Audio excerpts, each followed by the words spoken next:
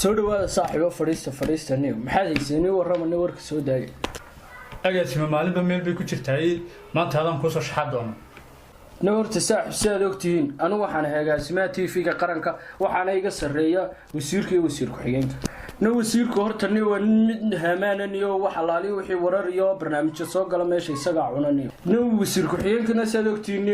mid yaafyaafeysna oo wax alaali wixii xayisiis iyo wixii kale dheeriyo TV-ga soo gala isaga cunayaan horta saaxiibayaal wixii alaali wixii tacsiyo soo gala TV-ga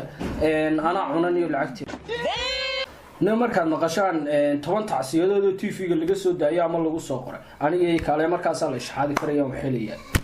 agaasima shalay diridaan maantana gacmo marba noo tiris birina geeri sugu karmaan meesha nagu kala